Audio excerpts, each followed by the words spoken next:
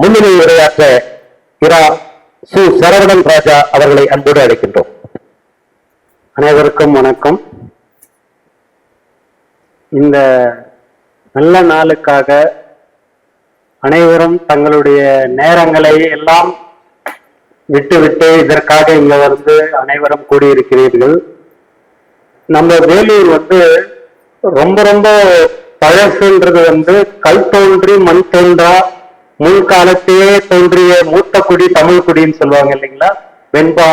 வெண்பா மாலை என்ற செய்யுள்ள அதுபடி வந்த இந்த தமிழ் குடியானது நம்ம அகண்ட வேலூரை தொண்டை மண்டலம் அப்படின்ற பேர்ல தான் ஒரு 2000 வருஷத்துக்கு முன்னாடி வழங்கப்பட்ட வந்த ஒரு பகுதி. இந்த பகுதியானது தொண்டை மண்டலம்ன்ற இதுல வேலூரும் ஒரு குறிப்பிடத்தக்க ஒரு நிலப்பகுதி. இந்த வேலூர் எவ்வளவு பழசுன்றது நீங்க நம்ம வேலூர் பாடி அப்படின்ற கல்வெட்டு இருக்கிற ஒரு செய்தி நம்ம எத்தனை பேருக்கு இது தெரியும் தெரியாது. வேலூர் பாடி, வேலூர் சார்பனாமேடு பக்கத்துல பாபாஜி மலைன்னு ஒரு மலை இருக்கு பார்த்தீங்களா? அது மேல ஏறி போனீங்கன்னா அது உள்ள ஒரு பெரிய குகை இருக்கு. அந்த குகையில கிட்டத்தட்ட ஒரு 20 அடி நீளத்துக்கு கண்ணார தேவனுடைய கல்வெட்டு ஒண்ணு இருக்கு. அந்த கல்வெட்டுல என்ன சொல்லுதுன்னா, வேலூர் பாடி அப்படின்னு நம்ம ஊர் பேரு நல்ல ஒரு அடி நீளத்துக்கே பொறிச்சு வச்சிருக்கிறாங்க. அது 1000 வருஷம் முன்னாடி சோழர வெண்ண கண்ணார தேவன்ற கன்னட நாட்டு ராஜா குறிச்ச தமிழ் கல்வெட்டு இருக்கு அங்க. அது மூலமா நம்ம தெரிஞ்சுக்கலாம் வேலூர் அப்பவே எந்த அளவுக்கு பழமையான ஒரு ஊரா அமைஞ்சிருக்குன்றத. இன்னைக்கும் அந்த கல்வெட்டை நம்ம மேல போய் பார்க்கலாம். அது மட்டும் இல்லாம வேலூர் என்ற இந்த பகுதி முழுதும் முதல்ல பல்லவர் காலத்துக்கு அப்புறம், சோழர் காலத்துக்கு அப்புறம், ராஷ்டிரகூடர் காலத்துக்கு அப்புறம், அந்த மாதிரி ஒவ்வொரு மன்னரா மாற்றி மாற்றி ஆண்டுட்டே வரும்போது இந்த இஸ்லாமிய படையெடுப்பை பெருமளவு நம்ம இங்க இருந்த பூர்வ குடிகள்லாம் நசுக்கப்பட்டதை பார்த்து அரியரார் புக்கர் ஆரம்பிச்ச விஜயநகர சமூகம் மூலமா பெரிய அளவுல வளர்ந்து அவங்க வேலூரை படையெடுத்து வேலூர்ல இங்க நிலை கொள்றாங்க. இந்த பக்கம் நம்ம பகுதியில் இருந்த இங்க ஒரு கோட்டையை அமைச்சு அது மூலியமா சுற்றுப்புறம் இருக்கிற ஊரெல்லாம் தங்களுடைய கட்டுப்பாட்டுக்கு எடுத்துட்டு வராங்க. அப்போ 1526, அதாவது கிட்டத்தட்ட 400 வருஷத்துக்கு முன்னாடி 16ஆம் நூற்றாண்டுல நம்ம வேலூர் கோட்டையை கட்ட ஆரம்பிக்கிறாங்க. அப்போ ஆண்ட விஜயநகர் கிருஷ்ணதேவராயருடைய பேரன் சதாசிவ மகாதேவராயர் அப்படின்றவர் தான் அப்ப ஆண்டுட்டு இருந்தார். அவர் ஆணைக்கு இங்க கோட்டையை அமைச்சது சின்ன பொம்மு நாயக்கர் அப்படின்ற அவங்களுடைய படை தளபதி. அவர் இங்க அவங்க ராஜா உத்தரவுக்கு ஏற்ப இங்க இந்த கோட்டையை அமைச்சாரு. ஆனா கோட்டை 14ஆம் நூற்றாண்டிலேயே சம்புவராயருங்க சிற்றரசரா இங்க ஆண்டுட்டு இருக்கும்போது சோழருக்கு அவங்க ஒரு சின்ன கோயிலா அங்க அமைச்சு வச்சிருந்தாங்க. அந்த கோயில் இன்னைக்கும் நீங்க நம்ம ஜலகண்டேஸ்வரர் கோயில் உள்ள போய் பார்த்தோம்னா சில சிற்ப தூணெல்லாம் சாதாரணமா இருக்கும், வெறும் பிளெயினா ரவுண்டா. ஏன்னா அந்த காலத்துல எல்லாம் அந்த அளவுக்கு அந்த இரும்பும் அந்த ஒளி பண்ற அளவுக்கு கலைஞருங்க இல்லை. விஜயநகர் காலத்துக்கு பின்னாடி தான் அது ஒரு பெரிய மறுமலர்ச்சி ஆச்சு சிற்பக்கலையில. நீங்க வெளியில பாத்தீங்கன்னா கல்யாண மண்டப தூண், என்ட்ரன்ஸ்ல நுழைவாயில், கோயிலை சுத்தி இருக்கிறது, அந்த சிற்பம் எல்லாம் பாத்தீங்கன்னா உங்களுக்கு இதுக்கு அதுக்கு நல்லாவே வித்தியாசம் தெரியும். அப்படி ஆரம்பிச்ச ஒரு கோயில இவர் சதாசிவராயர் காலத்துல பொம்மு நாயக்கர் நல்லா விரிவுபடுத்தி பலமான ஒரு கோட்டைய அமைச்சு அவர் தலைமையில அதை ஆண்டுட்டு வந்தாரு. அந்த நேரத்துல அவர் இதுக்கான ஆதாரமா ஒரு 7 கல்வெட்டு இருக்கு. 7 கல்வெட்டு 7 கிராமங்களை அவர் கோயிலுக்கு தானமா கொடுத்திருக்காரு. இன்னைக்கா நீங்க வந்து சத்துவாச்சாரியில வேளாளர் தெருவுல போய் பாத்தீங்கன்னா ஒரு அடி ஓரத்துலதான் ஒரு கல்வெட்டு இருந்துச்சு. அந்த கல்வெட்டை போய் மீட்டு எடுக்கும் போதுதான் எனக்கு திரு மகேஷ் அறிமுகமானாரு. அவரு தான் வந்து அதை மீட்டு எடுத்து இன்னைக்கு நிக்க வச்சிருக்காரு. அது இன்னைக்கு அதனுடைய உயரம் வந்து 7 அடி. அந்த கல்வெட்டு என்ன சொல்லுதுன்னா, சத்வாச்சாரி என்ற கிராமத்தை சதாசிவ தேவ மகாராயர் ஆணைக்கு இணங்க நான் வந்து ஜலகண்டேஸ்வரருக்கு நிபந்தனம் பண்ண தானமா அளிக்கிற அப்படின்னு சொல்லி சத்வாச்சாரி கிராமத்தை கொடுத்திருக்காரு. அதே மாதிரி அரப்பாக்கம், வேலூர் அடுத்து அரப்பாக்கம் ஒரு ஊர் இருக்கு இல்லைங்களா, அங்க போய் பார்த்தீங்கன்னாலும் அந்த கிராமத்து ஜனங்க கொஞ்சம் விழிப்புணர்வா இருக்காங்க. நல்ல முறையில அதை வச்சு அழகா அதுக்கு பீடெல்லாம் கட்டி, இப்ப மகேஷ் பண்ணி இருக்கிற மாதிரி அவங்களும் அழகா பீடம் கட்டி வச்சிருக்காங்க. அதே மாதிரி 7 கிராமங்க வேலூரை சுத்தி இருக்கிற 7 சதுப்பேரி அங்கேயும் இருக்குது பத்திரமா. எங்க வந்து தொலைஞ்சு போச்சுன்னா, நம்ம சத்தாச்சாரிக்கு அடுத்த ரங்காபுரம்னு ஒரு இடம் இருக்கு பார்த்தீங்களா, அந்த பகுதியை சேர்ந்தவங்க யாருன்னா இருந்தா போய் தேடி பாருங்க. அந்த பகுதியில் இருக்கிற கல்வெட்டு மட்டும்தாங்க காணாம போயிட்டு இருக்கு. யாரோ எடுத்து அதை நிலை கல்லா மாத்திட்டு இருக்காங்க போல இருக்கு. மற்றபடி மற்ற எல்லா 6 ஊர்லயும் இருக்கு. அந்த 6 ஊர்லயும் அதை வந்து அரும்பருத்தின்ற ஊர்ல ரொம்ப வித்தியாசமா அது தெய்வமா கும்பிட்டுட்டு இருக்காங்க. அரும்பருத்தின்றது விஐடி தாண்டி போற பக்கத்துல ஒரு ஊர் இருக்கு. அந்த ஊர்ல அது சாமியாவே ஆக்கிட்டாங்க. இப்ப நானே போய் அதை படி எடுக்கணும், அதுல இருக்கிறத படிக்கணும்னு நினைச்சா கூட அவங்க பர்மிஷன் கேட்டுதான் தொடவே முடியும். அந்த அளவுக்கு வச்சுட்டு இருக்காங்க. இந்த 7 கல்லு தான் வந்து சின்ன பொம்மு நாயக்கர் தான் வேலூர் ஆண்டாரு. அவருடைய அரசர் வந்து சதாசிவ தேவ மகாராயர். இதனுடைய வருஷம் வந்து 1526. அதுல இருந்து 1980 வரைக்கும் அவங்க ஆண்டு இருக்காங்க அப்படின்ற எல்லா குறிப்பும் அதுதான் ஒரே சாட்சி. இந்த 7 கல்லு தான். நீங்க கோட்டைகள்ல வந்து தேடி பார்த்தீங்கன்னா எங்கேயும் எந்த கல்வெட்டும் கிடைக்காது. ஏன்னா பெருமளவு கல்வெட்டுகள்லாம் அழிஞ்சிட்டு இருக்கு. இந்த ஊர்ல இருக்கிற கல்வெட்டு தான் இருக்கு. இது மூலியமா அவங்க வந்து நம்ம ஒரு கிட்டத்தட்ட ஒரு 80 வருஷம் ஆண்டிருக்காங்க வேலூரை. அதுக்கப்புறம் தான் வந்து வேலூருக்கு வந்து பிரச்சனையே ஆரம்பிச்சது. அது வந்து பிஜப்பூர் சுல்தான் அடில் ஷான்றவனால அந்த அடுத்த தொந்தரவு ஆரம்பிச்சது. அவன் வந்து விஜயநகர் சாம்ராஜ்யத்தை பிடிக்கணும்ன்ற ஒரே காரணத்துக்காக அவங்க வழியா வந்த இந்த சின்ன பொம்மு நாயக்கர் வேலூரையும் பிடிக்கணும் அப்படின்ட்டு அந்த பக்கம் கர்நாடகா, அந்த பக்கம் ஆந்திர பகுதி எல்லாம் பிடிச்சிட்டு கடைசியா வந்து அவன் வந்து இங்க வேலூரை பிடிக்க வந்துட்டான்.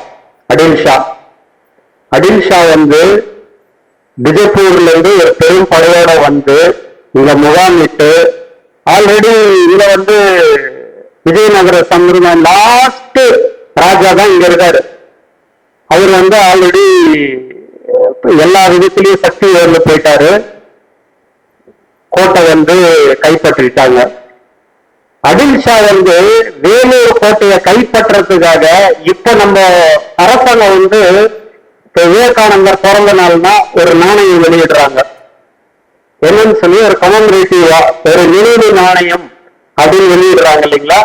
அந்த மாதிரி அடில் ஷா வந்து வேலூர் அப்படின்னு போட்ட ஒரு நாணயம் வெளியிட்டு இருக்கான்.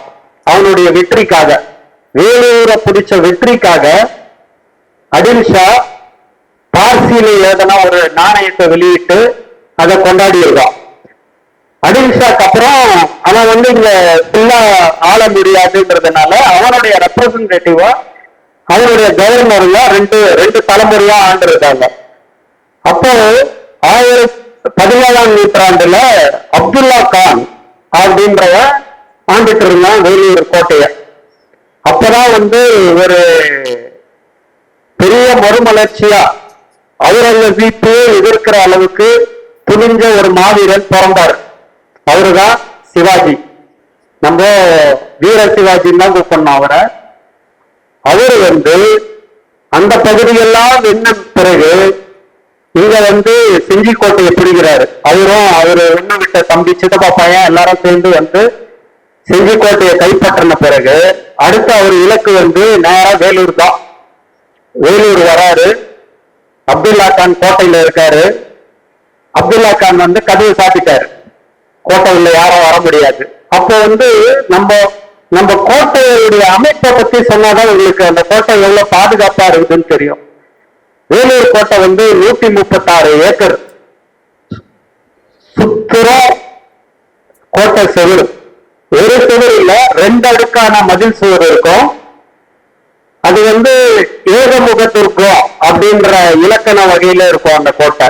அதாவது ஒரே ஒரு வாயில் தான், இது பூரா தண்ணி தான் இருக்கும் ஃபுல்லா. அந்த ஒரு வாயிலும் வந்து ஒரு இழுத்தா வந்து மேல ஏறிடும், பிரிட்ஜ் ஃபுல்லா வாட்டர் தான் இருக்கும். இப்ப போட்டது வந்து பிரிட்டிஷ் காலத்துல போட்ட நிரந்தரமான ஒரு வழிபாதை இப்ப இருக்கிறது. அதுக்கு முன்னாடி வந்து அது கிடையாது. இந்த புரட்சி நடந்ததுக்கு முன்னாடியே அப்படிதான் இருந்துச்சு. அது ஏற்கலாம் இறக்கலாம்ன்ற மாதிரி தான் இருந்துச்சு அந்த பகுதி.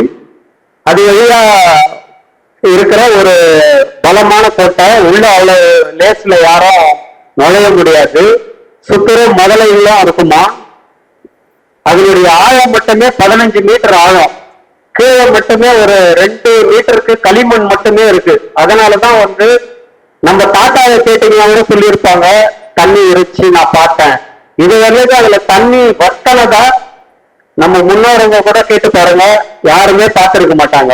எதனாலன்னா 2 அடி மீட்டருக்கு கீழே களிமண் இருக்கு அது கீழே.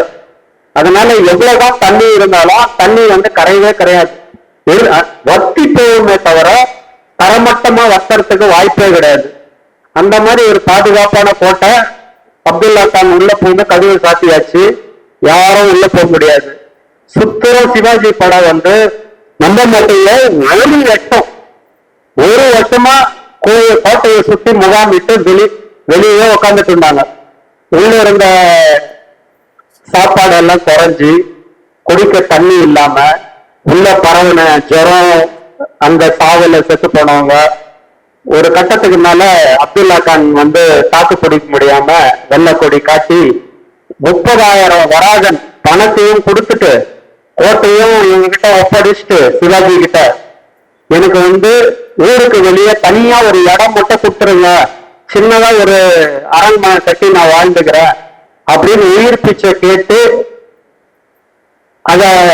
இத வந்து நிறைவேற்றுங்கன்னு சொல்லிட்டு சிவாஜி வந்து அவங்க ஒண்ணு விட்ட சகோதரங்கிட்ட இந்த வேலையை கொடுத்துட்டு அவர் வந்து சென்னையை நோக்கி போயிடுறாரு. இவங்க வந்து அந்த கோட்டையை திறந்து உள்ள போயிட்டு அவங்களெல்லாம் பாதுகாப்பா வெளியே அனுப்பிடுறாங்க.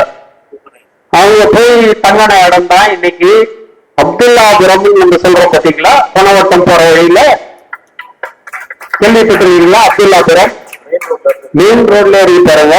அங்க வந்து சின்னதா ஒரு அரண்மனை கட்டினாரு. அந்த அரண்மனை தான் வேலூர்ல இருக்கிற அழிஞ்சு போன அரண்மனைன்னு சொல்லிக்கிறதுக்கு ஒரு சின்ன மாட்டு தொழில் மாதிரி அங்க இருக்கு ஒண்ணு. அது வந்து தேசிய நெடுஞ்சாலை போடும்போது 1990ல பாதி கட் பண்ணிட்டாங்க. அதனால இப்ப மீதி பாதி தான் ஒரு மூலையில இருக்கு. அது கூட பழைய கலெக்டர் சண்முக சுந்தரன்றவர்கிட்ட போய் அதை பத்தி சொன்ன பிறகு அவர் வந்து ஆர்வமா அந்த மீட்டு எடுத்து அதை சுத்தரம் வேலி போட்டு இன்னைக்கு அது பாதுகாப்பா ஒரு போர்டு வச்சு பாதுகாப்பா இருக்கு. அங்க இருந்த அப்துல்லா கான் வந்து நம்ம எதிரியா இருந்தாலும் அங்க இருந்த ஒரு சமாதி அதெல்லாம் அங்க இருந்தது பாதுகாப்பா. அதுவும் இன்னைக்கு வந்து வீடு அந்த சுத்தரம் இருக்கிற வீடு கட்டுறவங்க எல்லாம் அதை ஆக்கிரமிச்சு இன்னைக்கு அந்த அரண்மனையே வந்து ஒரு மாட்டு தொழில் மாதிரி சின்னதா மாறி போச்சு. இதுதான் அப்துல்லா கானுடைய பிஜப்பூர் சரித்தை. எவ்வளவு பெரிய அரசனா இருந்தாலும் அவன் மண்ணுக்குள்ளதான் போவான்றதுக்கான உதாரணம் இன்னைக்கும் நம்ம பார்க்கலாம் அப்துல்லாபுரத்துல. உங்களுக்கு வாய்ப்பு இருந்தா அந்த வழியா போகும்போது ஜஸ்ட் அது லெப்ட் டர்ன் பண்ணி பாருங்க, பார்க்கலாம். அப்படி இருந்த பிஜப்பூர் சுல்தானை வந்து பிஜப்பூர் சுல்தான் உள்ள இருக்கும்போது நம்ம ஜலகண்டேஸ்வரர் கோயில்ல இருந்த சிவலிங்கத்தை எடுத்து அகழியில போட்டான். அன்னில இருந்து அந்த கோயில்ல வழிபாடு இல்லாம போயிடுச்சு. அதுக்கு முன்னாடி இருந்த வரல அது பாதுகாப்பா தான் இருந்தது. அதுக்கப்புறம் தான் வழிபாடு இல்லாம போய் அது அங்க அகழியில விழுந்துச்சு. அதுக்கப்புறம் அந்த வீர சிவாஜி டீம் வந்து அதை எடுத்து அகையிலிருந்து எடுத்து மறுபடியும் அதை அங்கதான் வச்சிருந்தாங்க. கோயில்ல மறுபடியும் வச்சு வழிபாடு தொடங்கப்பட்டு இருந்தது. எப்போ 16ஆம் நூற்றாண்டுல மறுபடியும் வந்து சிவாஜியை அழிக்கிறதுன்னு ஒரு டீம், அது வந்து ஆப்கான் படை, நம்ம அவுரங்கசீப்புடைய ஆப்கானிஸ்தான் டீம், அவங்க தான் வந்து ஆற்காடு நவாபுன்னு நம்ம இன்னைக்கு சொல்றோம் பாத்தீங்களா, அதனுடைய முதல் ஆண்டு சதத்துல்லா கான் அப்படின்றவன் அங்க இருந்து கிளம்பி வரான் ஒரு பெரிய படையோட. அவன் வந்து என்ன பண்றான், ஏற்கனவே பலவீனமான சிவாஜி அப்போ ஆல்ரெடி மகாராஷ்டிரால இறங்குறாரு. அதனால அவருடைய செயல்லாம் பலம் இழந்து போகுது, அவருடைய துருப்பெல்லாம். அதுக்கப்புறம் அவரு இங்க வந்து சதத்துல்லா கான் இந்த பகுதி மொத்தத்தையும் பிடிச்ச ஆரம்பிச்சிட்டாங்க. செஞ்சி கோட்டையை பிடிச்சிட்டாங்க, வேலூர் கோட்டையை பிடிச்சிட்டாங்க, ஆற்காடை பிடிச்சி ஆற்காடு கோட்டையை அமைச்சு இங்க நிரந்தரமா இருக்க ஆரம்பிச்சிட்டாங்க. அப்படிதான் வந்தவங்க தான் ஆற்காடு நவாப் டீம். இப்படி மூலமா வந்து ஆற்காடு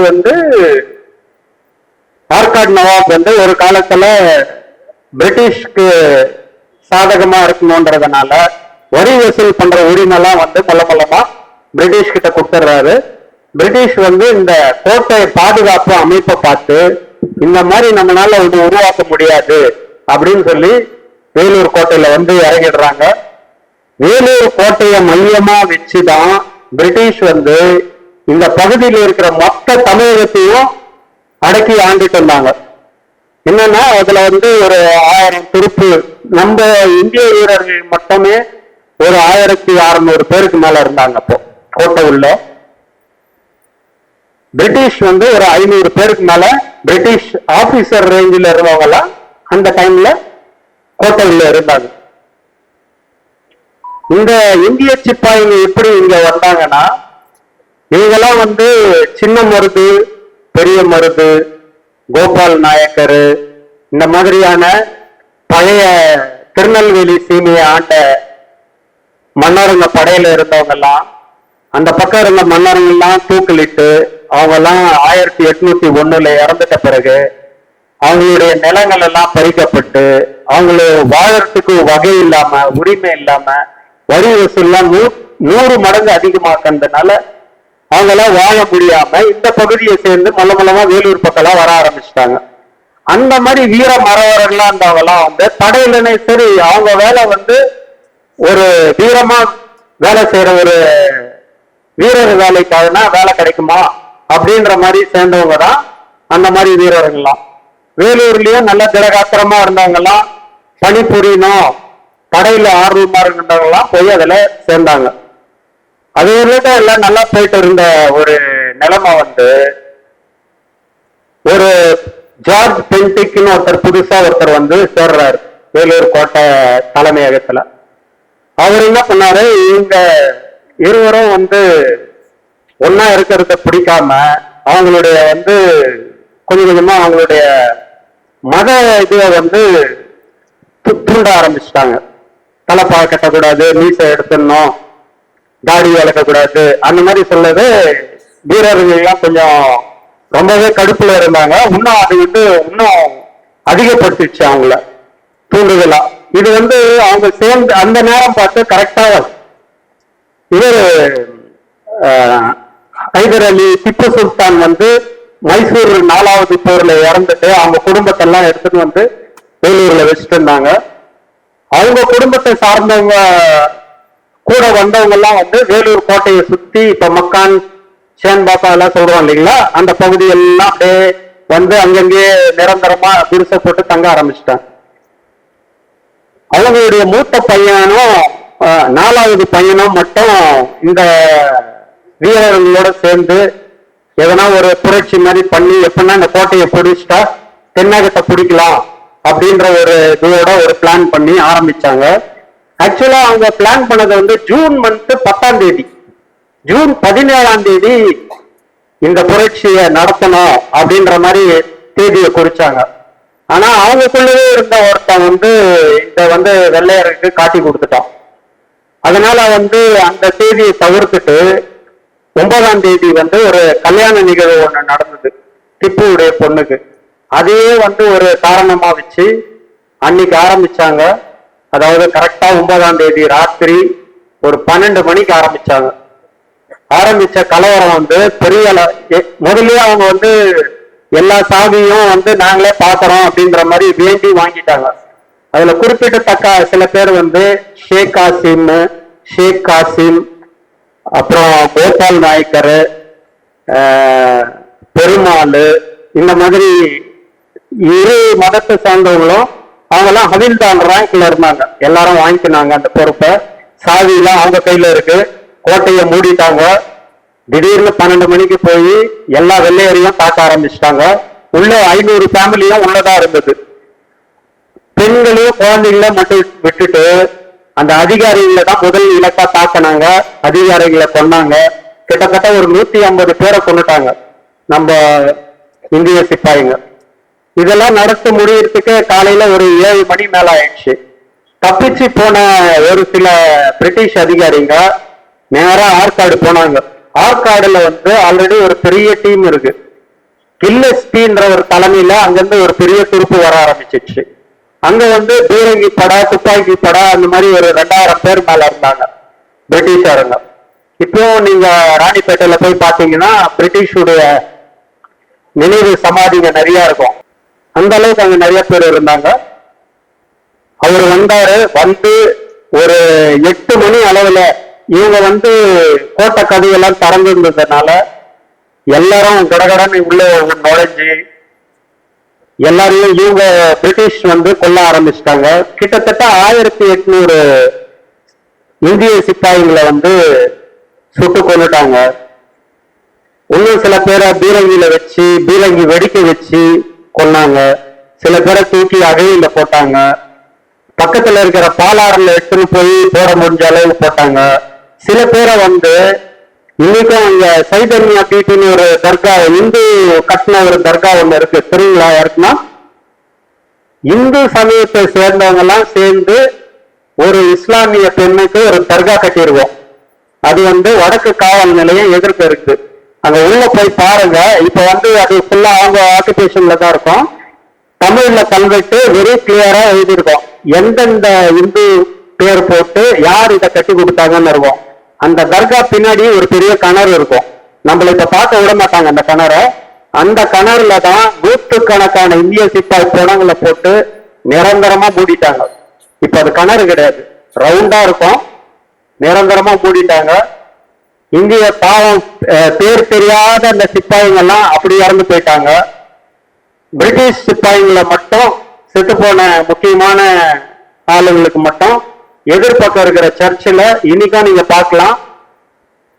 அதிகாரிங்க, லெப்டினன்ட், கேப்டன், கமாண்டரு அவங்களுக்கு எல்லாம் வந்து தனித்தனி சமாதியா வச்சிருப்பாங்க. இந்த அதுல சிப்பாயா இருந்தாங்க பாத்தீங்களா, அதுல எல்லாம் ஒட்டு மொத்தமா போட்டு ஒரு இடத்துல வச்சு அவங்களுக்கு ஒரே மேடையா ஒரு சமாதி கட்டியிருப்பாங்க. நமக்காக யாருன்னே தெரியாத இறந்து போன அந்த சிப்பாய்களுக்காக இன்னைக்கு இந்த நிகழ்ச்சியை நடத்தின அனைவருக்கும் என்னுடைய சிரம் தாழ்ந்த வணக்கம். இப்போ நீங்க கேட்டதை வந்து போய் மற்றவங்களுக்கும் சொல்லுங்க, உங்க பசங்களுக்கு சொல்லுங்க. 10ஆம் தேதியோ இல்ல எப்ப நேரம் கிடைக்குதோ அப்பெல்லாம் கோட்டையை போய் பாருங்க. நீங்க நுழையிற இடத்துல நுழைவாயில்ல ஒரு நீட்டமா ஒரு செவுரு போகும். அந்த செவுரு ஓரம் தான் எல்லாரையும் நிக்க வச்சு வரிசையா சுட்டு இருக்காங்க. இப்ப போய் பாத்தீங்கன்னாலும் துப்பாக்கி குண்டு பட்ட தொலைவில் அதுல பார்க்கலாம். நீங்க இந்த வாய்ப்பு ஏற்படுத்தி தந்த திரு மகேஷ் அவர்களுக்கு எனது நன்றி. மற்றும் இந்த சென்டர் ஆஃப் சவுத் ஸ்டடீஸ் டீமுக்கும் திரு குமரேசன், சுரேஷ், சிவகுமார், பக்தன் அவர்களுக்கும் ஆனந்த முருகன் அவர்களுக்கும் எனக்கு இந்த வாய்ப்பு தந்தமைக்கு மிக்க நன்றி. வளரட்டும் பரவட்டும் வேலூர் புகழ். வாழ்க தமிழ்நாடு, வளர்க பாரதம். ஜெயின். வணக்கம்.